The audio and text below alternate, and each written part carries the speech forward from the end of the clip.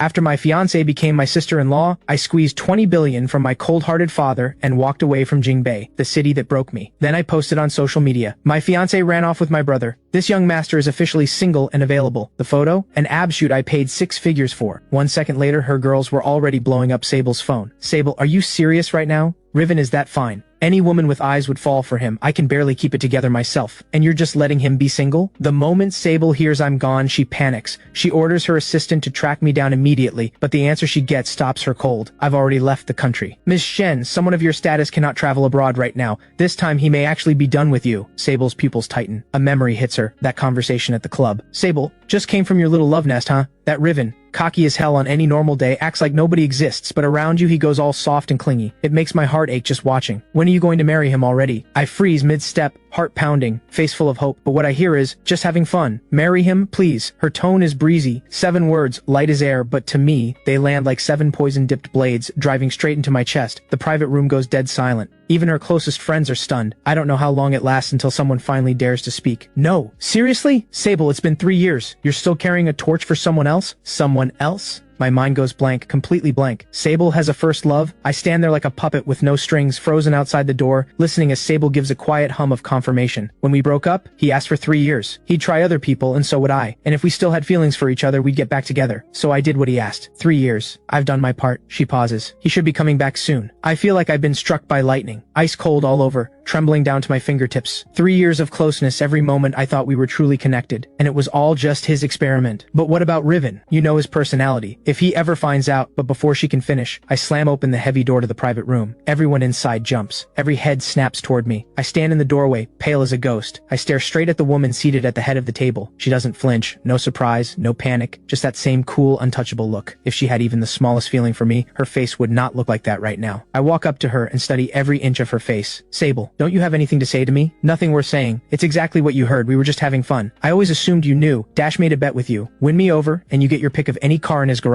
If a car isn't enough, she reaches into her jacket and pulls out a matte black card, sliding it across the table toward me. There's 100 million here. Call it payment for 3 years of being on call. From this moment on, we're done. She stands up and moves to leave, but the moment she passes me, I reach out, grabbing her hand and holding on. Sable, I actually fell for you. Every memory from the past 3 years floods through me as I say it, but she just shakes her head and holds up her phone. A notification preview fills the screen. Sable, 3 years. I tried, and I still only want you. Come back to me. In that instant, my entire world collapses. Sable stares at the screen for a long moment, then slowly pries my fingers from her hand one by one. Sorry. It didn't move me, and with that, she walks away without looking back. She said it didn't move her, which means for 3 years, only I was the fool, pouring everything I had into a play she directed. I stand frozen, staring at my empty hand. Then I grab an expensive bottle of liquor off the table and smash it against the floor. Everyone in the room goes rigid with shock. Nobody dares to move. I don't know how much time passes before I finally walk out of the club. The night wind hits my face, cold and sharp. I wipe my tears with the back of my hand and flag down a cab to follow that Maybach. I need to see for myself. Who is this person she's been holding on to for 3 years? The one I could never measure up to. The driver notices my state but says nothing. He just hits the gas and follows. Then I notice something. The normally composed, steady driver ahead is going noticeably faster than usual. A fresh wave of pain hits me. She's this eager to see him. The car stops at the arrivals level of the international airport. I pay the fare and stumble out, hiding behind a pillar. I spot Sable standing near the exit. Then a man comes out, rolling a suitcase behind him. The moment I see his face, the shock hits me like a lightning bolt. Not just because he opens his arms and catches Sable as she rushes into him, pressing his lips to the top of her head, but because that person is Crest, the man I'm supposed to call a brother. The one person in this world I despise the most. Less than 6 months after my mother died in a car accident, my father brought a woman home. She came with a son, 3 years older than me. That son was Crest. Harlan claims she was his first love, and Crest was his real son. He said my mother forced his hand, that she stole him from his first love before she could even give birth, forcing him to end things. But I know the truth better than anyone. Back when Harlan was starting his business, he had nothing, couldn't even afford food. He went to my mother himself, she had been chasing him for years, and promised to marry her if her family funded his company. My mother gave him the money, gave him everything she had, and then in a car accident years later she gave her life pushing him out of the way. And what did she get in return? Her body wasn't even cold when Harlan used her dowry and inheritance as a wedding gift to marry his so-called first love in grand style. Sable can love whoever she wants, but why does it have to be Crest? I'm still lost in that thought when Sable takes Crest's luggage and heads toward the parking lot. Like a man possessed, I hail another cab and follow. I'm close enough to see clearly through the window. Sable turning to Crest, talking to him softly, her hand reaching up to brush a strand of hair from his face. So naturally, so effortlessly. That kind of tenderness. I never once received that in 3 years with her. I keep staring ahead, my vision blurring with tears, when a collision erupts at the intersection ahead. Tires screech, metal crunches, the cab I'm in slams into the car in front, and then a car behind hits us hard. The force of impact is brutal. My forehead slams into the back of the front seat. Blinding pain. Blood streams down immediately, blurring my sight. Through the chaos and screaming, I see through the shattered window. The familiar Maybach door swings open. Sable gets out first, rushing around to the passenger side, carefully pulling Crest out. She holds him, scanning his injuries, her brow furrowed tight with worry. Then she steers him around, ready to leave the scene. But as she turns, her eyes lock with mine. I'm trapped in the crushed back seat of the cab. In those eyes of hers, I catch a flash of shock, but it vanishes instantly. Crest notices her hesitation. Sable, what's wrong? Did you see someone you know?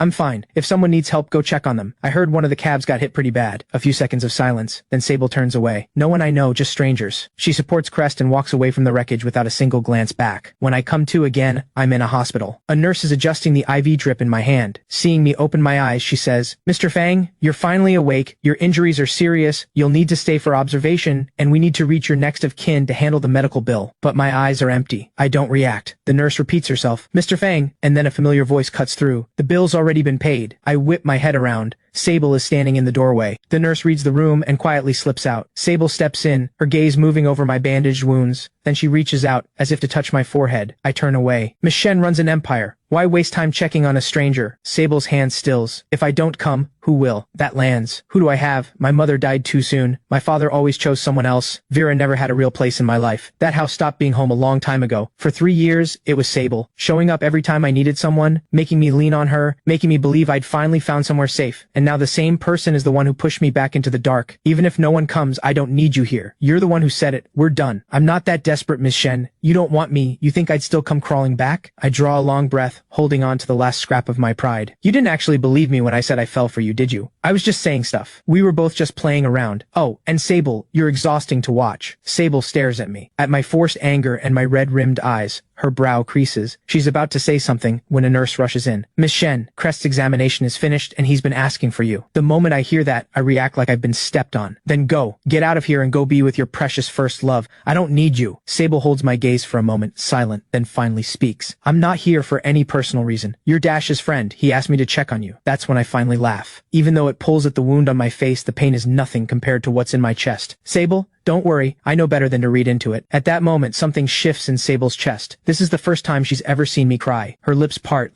like she wants to say something but nothing comes out. She turns and follows the nurse out. Watching her walk away without hesitation, I finally lose the will to hold on and sink against the hospital bed. I expect to cry for hours. Strangely, the tears dry up fast. In the days that follow, I'm alone in the hospital. No one to help me. Changing my dressings drenches me in cold sweat. Every meal tastes like nothing. Sometimes I catch nurses whispering in the hallway about how lucky Crest is, that Miss Shen waits on him hand and foot, personally feeds him, brings him water, stays through the night. One time I walk past that room and through the gap in the door I see Sable sitting at his bedside, peeling an apple. That image burns itself into my eyes. The pain nearly blacks me out, but I don't cry. The one thing Riven is best at is being able to love hard and let go clean. The day I'm discharged, the first thing I do is get my visa. I cannot spend another second in this city. I come back to the house afterward, and the first thing I see is Vera, full makeup, perfectly put together, launching into her usual lecture the moment she spots me. Riven, so you do know how to come home. I don't even glance at her. I walk straight to the entryway and grab a tall porcelain vase, hurling it against the floor with everything I've got. The crash is deafening. Shards fly everywhere. Vera screams, stumbling back 2 steps. Who do you think you are? A home-wrecking side piece thinks she can lecture me? Vera, get this straight. As long as I'm still in this house, you will never hold your head up here. Never. Sharp words, deliberate, everyone lands. Vera's face goes white, her whole body shaking. Riven, what is wrong with you? Harlan charges out of his study, rushes to steady Vera and turns on me with fury in his eyes. You walk through the door and immediately cause chaos. Can you act like a human being for once? I watch him cradle that woman and let out a cold laugh. I'm causing chaos? Fine. Give me my share of the estate now and I'll leave the country. You'll never see me again. Harlan blinks, then pastes on a look of false concern. Don't be ridiculous. Leave? For what? Stay here. This is your home. We're family. I laugh like I've just heard the funniest thing in my life. Drop the act, Harlan. You and Crest. You're the family. My mother died. I stopped having a home that day. Let's cut to the chase. I want what's mine. At that, Harlan's expression darkens. He stays silent for a long moment, then speaks with practiced tenderness. Dad understands you're frustrated. How about this? Dad gives you $5 million. You take a little trip and clear your head. $5 million? I scoff. Harlan, everything you have today came from my grandfather's money, my mother's dowry, and even your life itself was paid for by my mother with her own life. And now you use her money to support a mistress and an illegitimate son living in the house she paid for, and you want to brush off her son with $5 million? Where's your shame? That hits home. Harlan snaps. How much do you want? Say it. I was ready. I pull a document from my pocket and calmly list off numbers and equity stakes. Are you insane? That's impossible. You'd hollow out the entire Fang group. Then don't agree. I buried explosives outside the house. Either sign the deal, hand over what's mine, or we both go up with it today. Your call. Riven, you're out of your mind. Yes, I am. Harlan goes pale, breathing hard, staring at me like he's trying to figure out if I'm bluffing. In the end, the fear of death wins. Are we done? Now go get rid of those explosives. Relax. There are no explosives. I lied. After all, that's how you got my mother to marry you, isn't it? Trick people into it. Harlan finally realizes he's been played. He sputters, points at me, and can't form a single word. I've got what I came for. I couldn't care less about his reaction. I'm already turning to go upstairs when your brother is coming home tonight with his girlfriend for dinner. I don't care what you've been pulling lately. Tonight you sit down, you eat, and you behave. His girlfriend is Sable. You know exactly how powerful the Shen family is in this city. We cannot afford to offend them. So put away that attitude of yours and don't cause trouble. My foot stops dead on the stairs. My whole body goes rigid. Sable. She's coming here tonight as Crest's girlfriend. I don't have time to process it. The front door opens and Crest walks in, holding Sable's hand. All smiles. Dad, Mom, I'm home. Harlan and the still shaky Vera immediately light up and rush forward, fussing over Crest with warmth and bowing to Sable with absolute deference, practically groveling. But Sable, the moment her eyes land on me, she visibly frowns. It seems like this is the first time she's learning that I'm actually Crest's little brother. At dinner, Crest and Sable sit together naturally. I sit alone across from them. The entire meal, I watch Sable carefully serve Crest, placing food on his plate, peeling his shrimp. Vera watches it all with a glowing face. Crest, how did you and Miss Shen meet? Tell Mom all about it. It was at a charity gala. I saw a stray cat stuck up in a tree, so I tried to help it down, but I couldn't get up there no matter what I tried. Sable was the one who helped, and then she asked for my number. He even manages to look a little shy saying it. I can't hold back a short, sharp laugh. Crest has hated animals since he was a kid. He killed a cat when he was little. He would never voluntarily help one. The four of them play happy family over dinner. I'm not in the mood for their little performance, so I get up and step outside to the garden. It doesn't take long before Crest follows. Riven. Standing out here alone, catching some air, I already know what's going on with you. People in our circle told me all about what happened between you and Sable over the past 3 years. I keep my back to him. I tense slightly, but I don't turn. Honestly, when I first heard, I was a little worried given how irresistible you are. You charm everyone regardless of gender. Who wouldn't fall for you? Such a shame, though. All that looks went to waste. Your mother couldn't beat mine, and neither can you. Those 3 years were just charity I handed you. The real thing is back now. Time for the knockoff to exit. I slowly turned to face him. My eyes hold none of the rage or hurt he was expecting. Only contempt. Charity? Crest, did spending all that time abroad make you forget what you actually are? A man who only walked through this door because his mother was someone's mistress. A bastard son who plays games to hold on to a woman. And you want to talk to me about charity? Your mother picked up what mine threw away. You picked up the woman I was done with. Like mother, like son. Always taking other people's leftovers. The smile drops off Crest's face, his complexion cycling between pale and green. You think you won? You're just getting the woman Riven finished with. The one he threw out, picking her up off the ground, and treating her like some kind of prize. I turn to walk away. But the moment I do, Crest lets out a sharp cry behind me. His forehead connects directly with the edge of a decorative stone bench.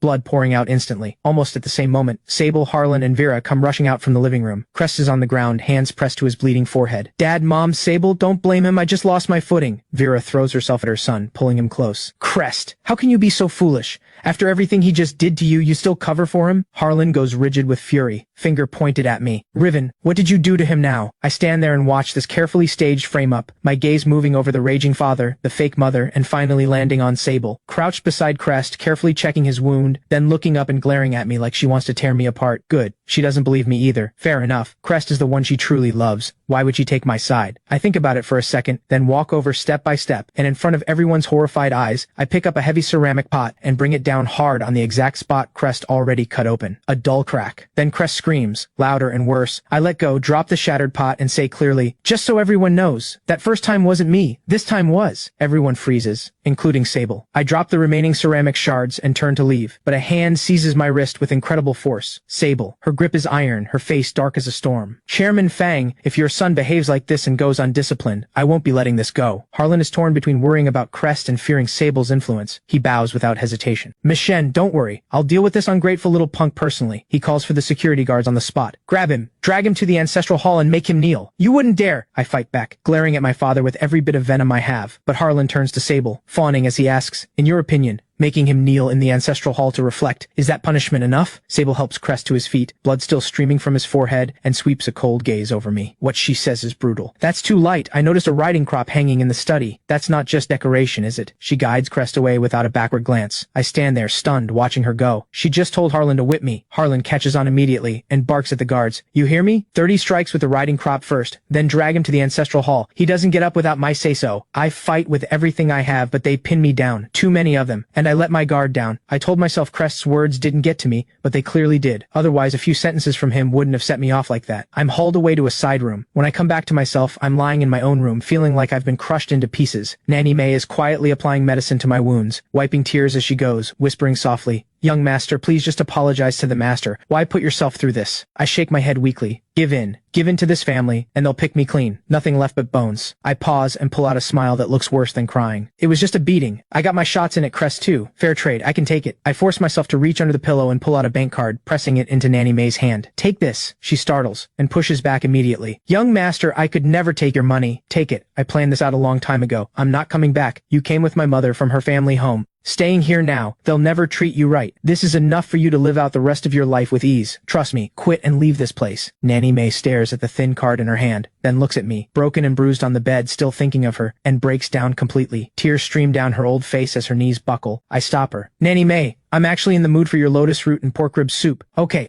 I'll go make it right now. Right now. She hurries to dry her eyes and rushes off to the kitchen. The room goes quiet again. I stare up at the ornate yet cold ceiling and slowly close my eyes. For the next few days, I stay in my room to heal. I push through the pain, slowly packing everything up, including every single thing Sable ever gave me. She didn't love me, but she was generous. All of it together is worth close to 100 million. I almost throw it all away, but I think better of it and call the owner of the upscale club I used to frequent. I heard they're running a charity auction, so I tell them I have quite a few items to put up. They get back to me quickly. There's an event tonight and I'm welcome to bring everything. That evening I arrive at the club with several large cases, hand everything over to the auction coordinator, and the moment I turn around, I run straight into Sable and Crest walking in together. Sable is pressed close to his side, and the moment Crest spots me, a flash of smug satisfaction crosses his face. My hand tightens instinctively, but I let go. I have a real reason to be here tonight. No point wasting energy on them. I barely sat down when the lights dim. The host takes the stage and announces that before the auction begins, there will be a 3-minute kissing moment. All couples in the room are invited to enjoy it freely. A spotlight sweeps randomly across the dim room, catching couple after couple in its beam. Not far from me, I watch Sable smile and loop her arms around Crest's neck. He looks down at her, then leans in. Before the pain even has time to land, one of the heavy decorative iron light fixtures overhead comes loose and plunges straight down toward Crest. Sable reacts instantly, shoving him clear, but the edge of the fixture still clips the back of his head. Her face goes white. She grabs Crest and rushes him toward the parking lot,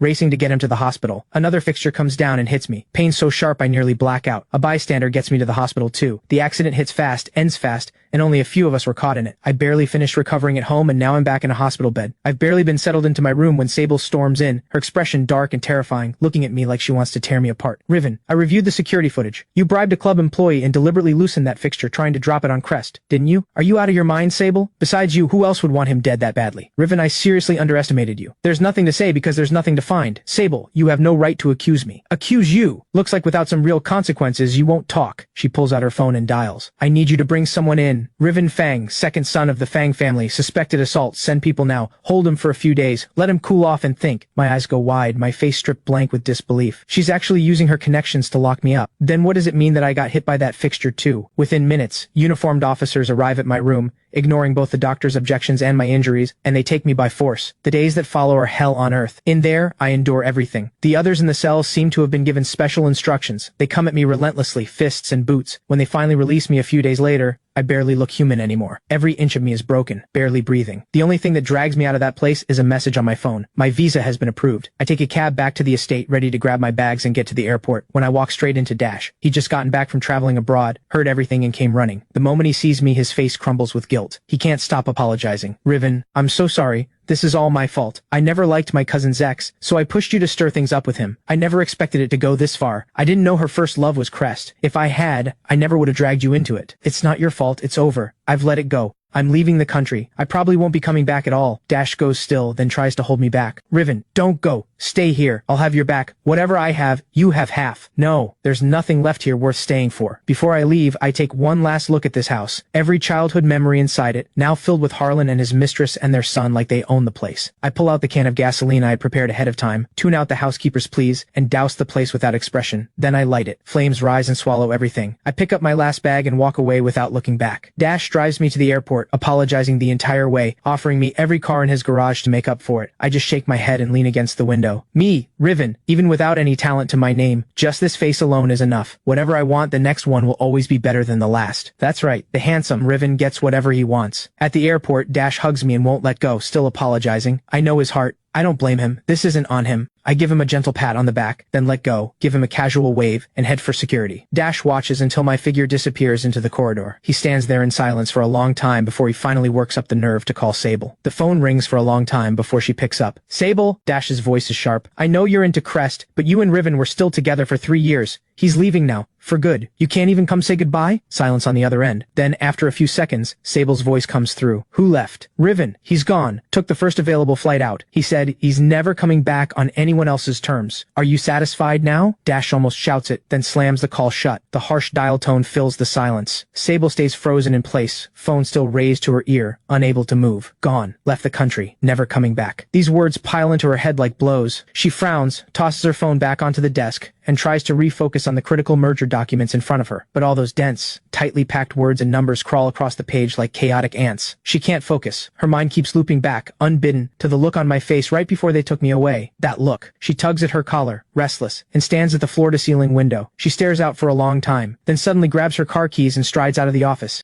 In the elevator going down, she calls the airport director on his private line. Find out what flight Riven took out of the country, now. By the time she arrives at the airport, driving recklessly fast, the director is already waiting, visibly nervous, ready to hand over what he found. Miss Shen, Mr. Fang was on flight FX 108 to Paris. It departed 20 minutes ago. Sable stops dead. She looks up at the massive departure board. Next to flight FX 108, 3 green words glow cold and clear. Departed. She stands motionless in the crowded, noisy terminal. Voices in a dozen languages around her. Wheels of luggage rolling past. Travelers laughing and chatting. Just then, her phone vibrates again. Crest's name on the screen. She draws a slow breath and answers. Sable, my head still hurts a little. Are you busy? I miss you. In the past, she would have dropped everything and gone to him instantly. But right now, she stares at the tiny light of a plane that just vanished into the dark sky, and she's quiet for a long moment. Finally, she answers. I'm on my way. She heads to the hospital, very important person room. Crest is propped up against the headboard, looking a little pale. When he sees her walk in, his face lights up. Sable sits beside him, listening as Crest talks and talks, but her mind is somewhere else. He picks up on her unusual quietness and carefully probes. Sable, are you worried about Riven? Dad told me he left the country. After pulling a stunt like that, honestly, going away to clear his head isn't the worst thing. Give him time. He'll probably come around. Let's not talk about him. Crest nods right away, clearly happy to drop it, but what he doesn't know is, once he falls asleep, Sable picks up her phone again, finger hovering over the screen, and finally opens the chat with her assistant, typing a message. Keep tabs on what Riven's doing abroad. Compile a weekly report for me. But just as her finger is about to hit send, she stops. What am I doing? He was just a bit of fun. Is he really worth this much attention? She deletes the entire message in one swipe. Life after getting back together with Crest looks perfect from the outside. The ideal match. The beautiful couple. Sable does everything a girlfriend is supposed to do. Dinners, work, showing up at the right events. But only Sable knows the truth. This life that looks perfect is actually hollow and completely numb. She drifts mid-task at the office window, remembering a time when I used to sneak in right at her busiest moments, wrap my arms around her from behind, and breathe deliberately into her ear, destroying her concentration completely. She catches herself on the private jet, eyes drifting to that tiny lavatory, the one where I eventually wrapped her in a blanket and carried her out, and when I did, she muttered complaints under her breath the whole way. These memories that have no business showing up now come at her like ghosts, crawling in unbidden, unsettling her every time. She takes Crest to the exclusive private dining club we used to go to, the one that books up months in advance. The food is still exquisite, the setting is still elegant. Sable eats in silence, but her mind drifts back to how I used to wait for her to look away and steal exactly the dish she wanted. Then I'd claim it wasn't even spicy, until I'd grab her hand and drink straight from her glass to cool down, telling her without a hint of shame, what's yours is mine. Every meal ended in absolute chaos, but it was alive. And this dinner, this one is so quiet the only sound is silverware touching porcelain, suffocating. At night she lies on her usual side of the bed, half asleep, and her arm reaches out automatically to the side, and lands on a warm body. But it's wrong. The warmth is wrong. Not that bright burning heat. The breathing is wrong too, no familiar natural scent. Even the quiet sounds of sleep are wrong. I was never a still sleeper, always stealing the covers without realizing it, like a small animal searching for warmth, half asleep and burrowing straight into her arms. Sable's eyes snap open. A wave of deep, almost violent rejection rises in her chest. For the first time, she practically shoves Crest aside, gets up and walks out of bed. Go to sleep. I just remembered there's an urgent document I need to handle. Without waiting for his stunned response, she goes straight to the study and shuts the door. She needs to be alone, needs silence, needs to force the face that keeps getting clearer in her mind out of it for good. 1 week later, an important business gala, and Sable attends with Crest. Everyone says they're perfect together. Sable finds the whole night suffocating. suffocating. A spoiled young man at the dinner takes issue with Crest, provoking him deliberately. Crest's only move is to turn and look to Sable. In the past, Sable would have stepped in. She always felt his background wasn't strong enough, so of course she had to hold things together. But right now, she thinks of me. If that had been me in that situation, I probably would have turned around and splashed my drink right back at him, then said without a care in the world, "So sorry, my hand slipped." The contrast hits her hard. Just then, a young man from an old family, one with a history of bad blood with the Shens,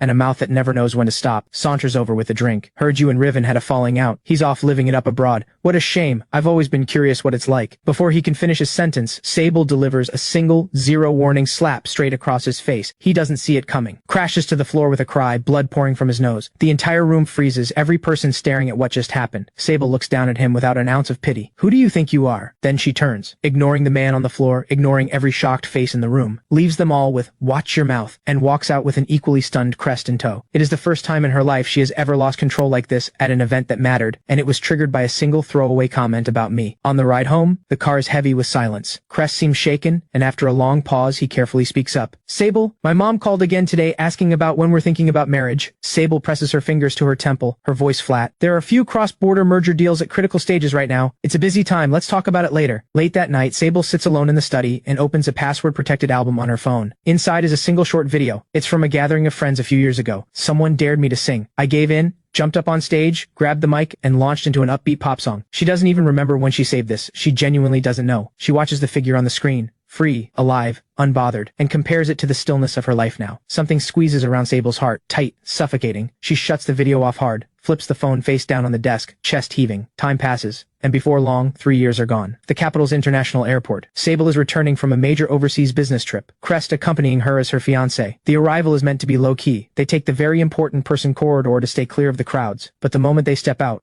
a wall of sound hits them. The arrivals hall is packed. Hundreds of young men and women holding glowing signs, flowers, and banners, screaming the same name in a single thunderous voice. "Riven! Riven! Riven!" The noise is so loud it feels like the roof might lift. Ordinary travelers stop in their tracks, turning to stare and whisper, "Who is that? What is going on?" "You seriously don't know?" "Riven. He's the biggest name in entertainment right now. Debuted 3 years ago, a face that could launch 1,000 ships and the man of 1,000 faces on screen." The moment Sable hears my name, her feet stop without her permission. Her eyes follow the noise and the crowd's gaze, locking onto a massive billboard hanging on the pillar across the corridor. She stands there, completely still, staring at the enormous poster, the noise of the entire hall fading out around her, until the only thing left in the world is that figure blazing like a star. Crest sees it too, and his grip tightens on Sable's hand instinctively. "Sable, that's Riven. I'd heard he went abroad and got into the entertainment industry, throwing away a perfectly good life as a young master to mess around in show business." There's a deliberate dismissiveness in his tone. Sable doesn't seem to hear it. She has known, for all 3 of these years, she never once reached out to find me. But news of me found her anyway. She knew I debuted at the top, that every film I made was both critically praised and a box office hit, that I'd won more major awards than she could count. She even had her assistant secretly buy every film I'd ever made and collect posters and merchandise from every brand I endorsed, all tucked away in the most hidden drawer of her study. She just never let herself go to me. Then her eyes cut through the surging crowd and lock onto the figure who has just walked out of the regular arrival corridor, closely flanked by bodyguards and assistants. Just one look, and she knows, I'm even more striking in person than on any poster.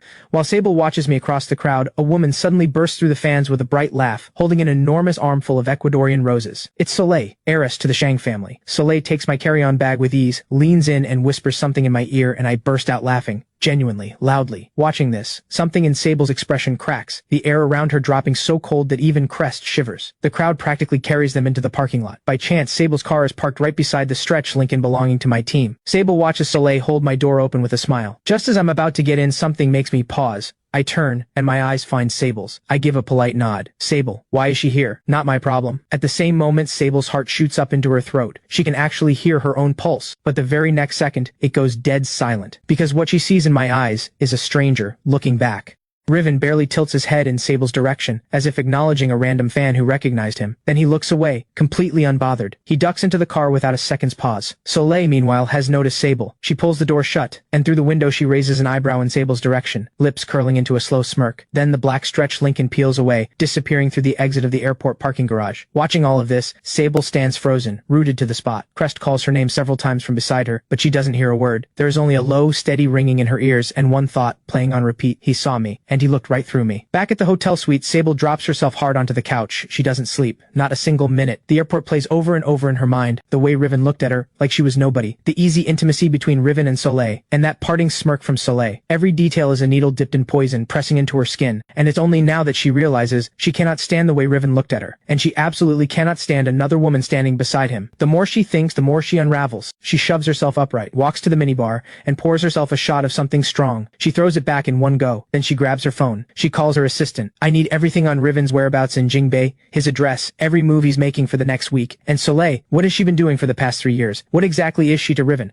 I want a full report. The faster the better. The order is given. Sable paces the room, waiting. Every minute stretches like an hour. Several hours later, her assistant calls back with a thorough report. Riven's address and schedule are laid out in full, but the information about Soleil makes Sable's chest sink further and further. Soleil comes from old money and she's brilliant in her own right. The moment Riven left the country 3 years ago, she quietly shifted her entire world to Europe, setting up base in Paris. Moving behind the scenes as an investor, she cleared the path for Riven, using her connections and resources to help him break into the fashion world and establish himself in film. Over those 3 years, she has never once left his side, a quiet, constant guardian. Their bond is undeniable. Publicly, they are known as close friends. Whether it's gone further, the world can't agree. Friends. Sable lets out a cold laugh. She ends the call. A man and a woman, just friends, please. She can see exactly what Soleil wants. And you, Riven, how could you let someone like her get this close to you? A sharp hostility takes hold of her, a sense of threat she has never felt before. For the first time in her life, Sable feels something ugly toward the name Soleil. She needs to see Riven. She needs to look him in the eye and ask what Soleil really is to him. Fortunately, a week later, the chance arrives. Her assistant reports that Riven will be attending the after-party of a top haute couture show. Sable immediately pulls strings to get herself an invitation. The event is held on the grounds of a historic private estate. The moment Sable steps inside, her eyes find Riven. He is deep in conversation with several internationally acclaimed directors and producers, switching effortlessly between French and English. Sable holds her glass and watches him through the crowd. She waits. She waits until she sees Riven's energy begin to fade, until he slips away alone toward a terrace overlooking the garden. Now, she follows without drawing attention. On the terrace, the night air is cool. Riven leans against the railing, gazing out at the distant lake. Sable approaches from behind, takes a deep breath, forces the storm inside her down, and still, the words that come out carry an edge. What is going on between you and Soleil? Riven isn't surprised she's there. He doesn't even bother to turn around. Well, if it isn't Emma Shen, it's been a while. Whatever I do or don't do with someone, I don't believe I owe you a report. That title, MS Shen, and the coldness behind it makes Sable feel like she's suffocating. She steps closer and grabs his hand. You've been gone for 3 years, and you've completely lost your judgment. You know exactly what kind of person Soleil is. She's played the field more than I ever have. What could she possibly give you? At that, Riven finally turns around. He looks down at her with calm, quiet authority. Miss Shen? You're not exactly in a position to talk. You say Soleil plays the field? Funny, I used to be one of the most notorious playboys in the Jingbei social circuit. We're well matched. Besides, Soleil has never once hidden how she feels about me. She respects every choice I make, every boundary I have. Unlike some people, who were never truly mine to begin with, yet wasted 3 full years of someone else's life under the pretense of giving it a try. Sable, who do you think is worse? The words land like a hard slap across the face. Sable's face goes pale. She opens her mouth, but there is nothing to say. Just then a voice cuts in. I was wondering where you disappeared to, and here you are, cornered by someone who has nothing to do with us. Soleil strides over, loops her arm through Riven's as naturally as breathing. Miss Shen, long time no see. What's this, having a little chat with my boyfriend? The mood looks a bit tense. The word boyfriend hits Sable like a punch to the head. Her pupils contract. She snaps her gaze to Riven, staring, silently begging him to deny it. Even just a frown would do, but Riven simply tilts his head toward Soleil, letting her words stand, without even a glance in Sable's direction. Soleil drinks in every flicker of Sable's reaction, and smiles. I hear you and Riven have a little history, but that's ancient history now. Riven has me, he's doing just fine, so please, don't trouble yourself. She pauses, letting her gaze drift pointedly toward the empty space behind Sable. Speaking of which, where is Crest tonight? Didn't bring him along? So what exactly are you here for, Miss Shen? A little something on the side? Poor Crest. Before Sable can get a word in, Soleil turns away and pulls Riven with her. Sable stands there, watching them leave side by side, her hand curling into a fist at her side, tasting for the very first time what it means to have your heart ripped open. After the party, Sable comes home radiating a dangerous kind of silence. Crest senses it immediately and becomes even more careful, hovering, offering gentle words, trying to smooth things over. That evening, he brings her a cup of warm milk and steps into her room. Sable, you've been wearing yourself thin lately. Do you want me to rub your head? Remember when we first met? There was that one time I climbed up to rescue a cat stuck in a tree and nearly fell off the ladder. After you helped me, we got together. I used to do this for you back then too. You always said it felt good. He is trying to pull her back with the memory of how they began, but the more Sable listens, the deeper her frown gets. For some reason she can't quite explain, a memory surfaces. Something from a long time ago. An old servant at the Fang household, muttering under their breath that Crest, even as a child, never liked animals, that he'd once secretly killed the neighbor's cat. And then she remembers something Riven once said about Crest, sharp and mocking, something she'd always brushed off, dismissed as Riven trying to cause trouble. But right now, something clicks. She quietly reaches up and moves Crest's hand away. It's fine. I'd rather be alone. Crest has no move to make. He doesn't dare push it. He just quietly lets himself out. A few days later, Sable's highly capable assistant is sorting through a batch of old files shipped over from back home when they stumble onto something. A copy of an investigation report that had been deliberately buried for years. It concerns the fatal car accident that killed Riven's mother. The report indicates the crash was not simply an accident. There are signs it was deliberately orchestrated. And the one who stood to gain the most? Harlan, who rose to power and took control of Fang Group immediately after. Almost simultaneously, an informant Sable had planted inside Fang Group sends an urgent message. Fang Group is already a hollow shell. In recent years, Harlan has been siphoning enormous sums of money, routing them through a web of complex offshore transactions to hide the assets. And Crest and Vera, mother and son, didn't just know. They were in it up to their necks. Fang Group is buried in debt, teetering on the edge of collapse. But what hits Sable like the ground dropping out from under her is what comes next. A secret recording. It captures Crest on the phone with someone he calls a friend. Back then, I threw myself off that ladder on purpose. Faked the whole cat rescue. I needed Sable to notice me. Women like her fall for that kind of thing every time. The garden incident. I staged that too. I knew Sable was about to come outside, so I timed it and walked right into her path. And the light rig at the club. I paid someone to loosen it. I wanted it to hit harder, but it only grazed me. Still got the job done. And Riven, who does he think he is? Thinking he could compete with me. Sable's heart has always belonged to me. One small trick and she believed everything. Even had Riven locked up for days. It is only now in this moment that Sable finally sees the truth. The one she thought was the love of her life was a lie from the very beginning, and every wound she ever inflicted on Riven was built on that lie. She was a complete and utter fool, played like a puppet by this mother and son every step of the way. Sable's legs give out. She crumbles to the floor, white as a sheet. She immediately has someone summon Crest to her room. When she throws the evidence in front of him, he tries to deny it at first, but faced with the irrefutable proof and the full weight of Sable's fury, his defenses shatter. He collapses to the floor and confesses everything. Sable,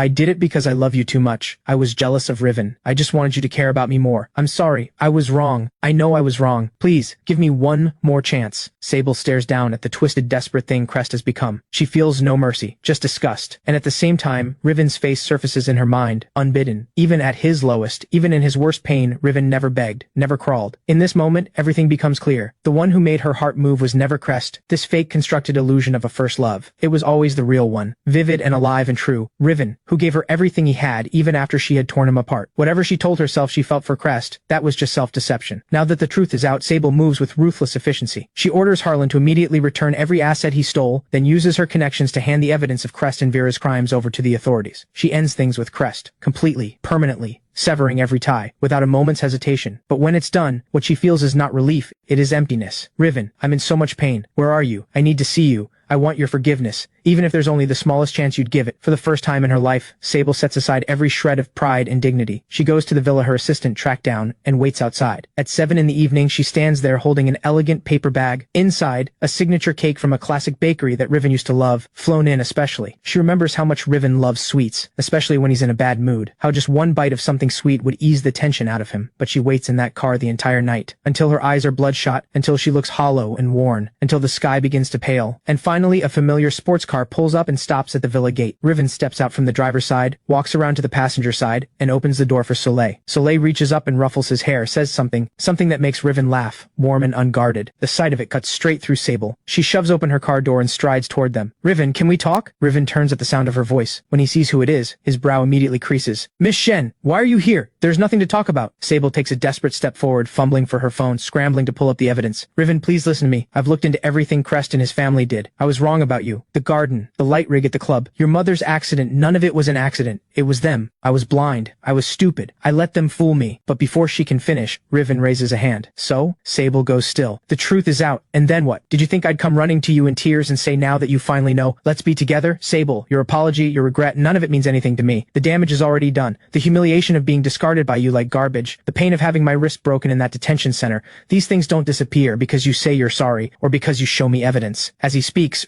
Riven's gaze drops to the paper bag in her hands. He lets out a short, humorless laugh. Still remember my favorite bakery. Quite the effort, Miss Shen. Had it flown in from halfway across the world. He lifts his eyes and looks directly into her face as the color drains from it. But I don't eat sweets anymore. too rich, too cloying, and with that Riven turns and follows Soleil through the gate. The heavy wooden door swings shut, and Sable is cut off. She stands there silent, motionless. The bag in her hands feels impossibly heavy. Inside the villa, Riven leans his back against the cold door and slides slowly to the floor. He can't pretend it doesn't hurt. There's still a dull ache pressing against his chest. But mostly, what he feels is relief and exhaustion. Letting go isn't as hard as he thought it would be. Soleil sits down beside him on the floor and gently pulls him into her arms. Riven, I'm right here. You still have me. This is all behind you now. Yeah, it's all behind me. Outside, the rain comes down harder. Sable stands in it, hollow and lost, staring up at the window that will never open for her again. Her eyes are empty. She knows what she has lost is gone forever. When she finally goes home, Sable shuts herself in her room for days, refusing to see anyone, refusing to deal with any business, just staring at the sky. Riven's words keep ringing in her ears. None of it means anything to me. The way he looked at her, like she was a stranger. She can't shake it. She cannot accept it. She cannot accept that Riven has simply cut her out of his life, or that there is another woman standing beside him. But instead of waking her up, that first failed attempt to win him back only stirs something deeper, something in her bones, a need to control, to possess. I, Sable, have never failed to get what I want. Riven, I see it clearly now. You have to come back to me. An almost unhinged thought takes root. She needs to manufacture a situation, one where Riven has no choice but to face her, where he needs her. She picks up the phone and calls her chief assistant. Use every resource we have. Find out what Riven's most important upcoming business deal is, and whatever it takes, I'm getting in. Her assistant is fast. The report comes back quickly. Riven's team is in final negotiations with a century-old luxury house over a global brand ambassador contract. They are at the critical last stage. Sable's eyes light up. She immediately reaches out in the name of Shen Group to the brand's headquarters with a partnership proposal. A deal that costs her more than it gains, with one condition: delay signing Riven as global ambassador. The weight of Shen Group's influence is not in question, especially in the Asian market. Faced with an offer this significant, the brand's leadership wavers, just as expected. The overseas video signing conference scheduled for the next day is postponed, pending further evaluation. When the news reaches Riven's team, the atmosphere instantly goes cold. His manager's face tightens with worry, turning to look at Riven. Riven is standing at the mirror running lines for an upcoming film scene.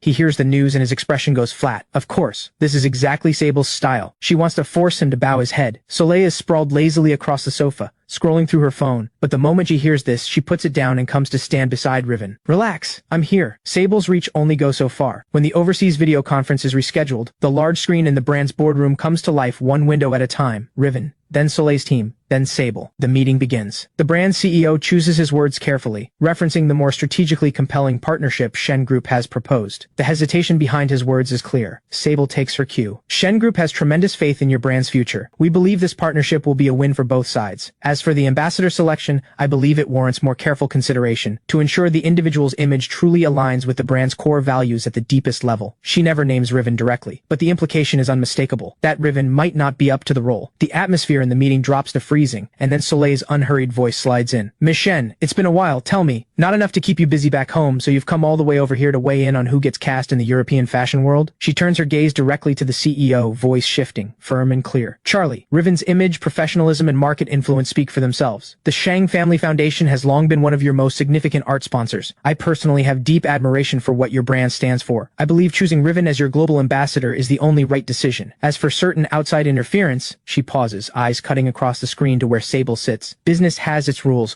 Don't bring things that don't belong at the table to the table. Riven is where he is today because of his own talent and hard work, not because anyone handed him anything, and he certainly doesn't need to accept deals that come with strings attached. Soleil's words land like a sharp slap, rattling both Sable and the room. The Shang family's roots and reach in Europe are in a different league from Shen Group entirely. Next, it is Riven's turn to speak. He speaks with calm and complete command, laying out his understanding of the brand's 100-year history, its artistry and craft, the soul at the center of everything it stands for, and drawing from his own journey and vision to propose a genuinely compelling approach to the ambassadorship. He is precise, confident, every bit the A-list star he has become. The executives exchange glances of clear admiration. Whatever hesitation they had is gone. The CEO makes the call on the spot. Perfect, he's the one. The global ambassador contract is signed. Sable's screen goes dark first. She sits alone in her cold, empty office, listening to the dial tone, knuckles white. That night she screams at her assistant, who stands motionless and barely breathing. Why? Why won't he give me even one chance to make it right? Whatever Riven wants, wealth, connections, status, I can give him all of it. 10 times over, 100 times. So what does he actually want? The assistant watches her spiral towards something frightening, hesitates for a long moment, and finally speaks in a careful, quiet voice. Miss Shen, perhaps what Riven wants has never been any of those things. The words stop Sable cold. If not these things, then what? For the first time, she genuinely sits with a question she has never asked herself before. Unconditional trust, unwavering choice, or simply love? She turns it over and over and finds no answer. And then, just as she is lost in thought, a breaking news alert sends ice ice through her veins. Breaking news: continuous heavy rainfall in the southern French Alps has triggered severe flash flooding and mudslides. Multiple villages have lost all communication. Roads are destroyed. The situation is critical. Then her assistant's urgent message arrives. Riven is in that area. The moment she reads that last line, Sable's heart stops. Riven had been invited to participate in a charity shoot for the International Children's Fund, near the town that has been hit the hardest. All communication to the entire region has been cut off. Whether he is alive or not, unknown. At the time, Sable is chairing a critical board meeting that will shape Shen Group's strategy for the next decade. The moment her assistant delivers the news, she is on her feet, no explanation, no pause. Every board member stares in stunned silence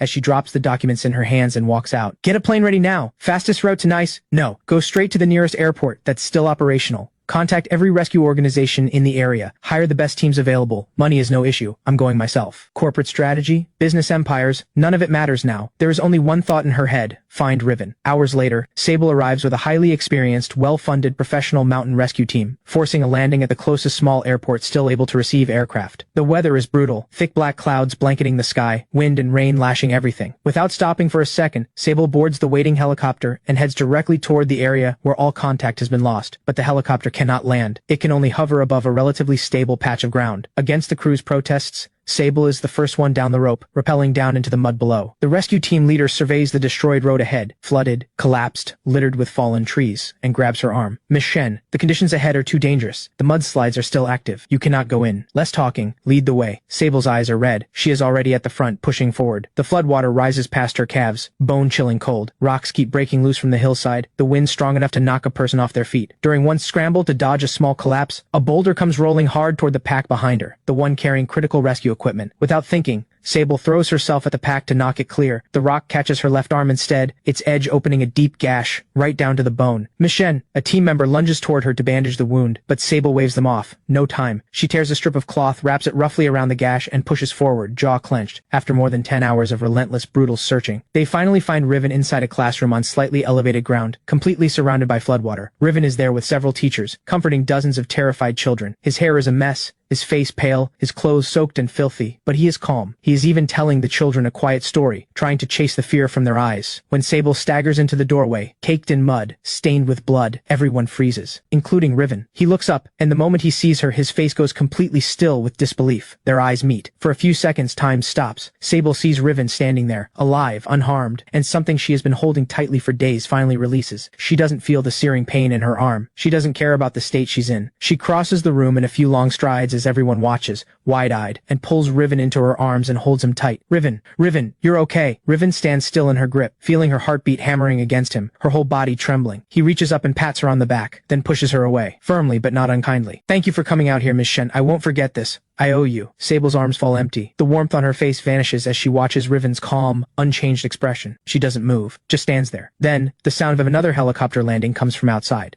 Soleil has arrived with a second rescue team and supplies. She rushes into the classroom, her eyes finding Riven immediately. The moment she sees him unharmed, the relief on her face is visible. Then her gaze shifts to Sable. When she sees the wound on Sable's arm, something flickers behind her eyes, sharp and alert. In the makeshift shelter set up nearby, medics work to clean and close Sable's wound. It's deep, it needs stitches, but Sable barely seems to register the pain. Her eyes follow Riven as he moves around the room, tending to things. She leans toward her assistant and asks quietly, "When he saw my injury, did he seem even a little concerned?" The assistant looks at Sable's pale, stubborn profile and quietly looks away. The answer is written in the silence. The rescue operation has landed like a stone dropped into still water, sending ripples through everyone who witnessed it. Soleil saw it with her own eyes, how Sable threw herself into danger without a second thought for Riven's sake. It shakes her in a way nothing else has. She realizes Sable's feelings for Riven run deeper than she ever imagined, and she can't afford to wait. So the night before the relief work stabilizes and Riven's team prepares to return home, Soleil doesn't arrange anything grand. No fanfare, no stage, just a quiet moment near the temporary shelter, on a small hillside where the stars are visible. Just the two of them. The night air is cool. Soleil looks over at Riven beside her, his head tilted back toward the sky. She takes a breath, steps in front of him, blocking his view. Riven, there's something I've been wanting to tell you for a long time. I think it's time. I know you probably always thought I was annoying as a kid, always getting in your way, always picking fights. The truth is I had no idea how else to get your attention. You were too bright, like a little sun, always surrounded by people. That clumsy, combative version of me was the only way I knew to make sure you'd at least remember I existed. Then we grew up, and I spent my days drowning myself in bars. Because seeing you with Sable hurt in ways I didn't know how to carry, and I had no idea what to do with it, I numbed myself the only way I could. And I wanted you to see me, to know that even when I hurt, Someone wanted me. When you left for abroad, I followed almost immediately. Not for any other reason, just because I like you. I've liked you since we were little. Riven is silent for a long time after she finishes. These past 3 years, everything Soleil has done for him, every small thing, he remembers all of it. She sat with him through the loneliness of being a stranger in a foreign country, quietly held him up when his career stumbled, stayed by his side through the night when he was sick, and never once pushed him or pressured him. Now Soleil suddenly crouches down and takes his hand. Riven, I know there are still wounds inside you, that you haven't fully let go.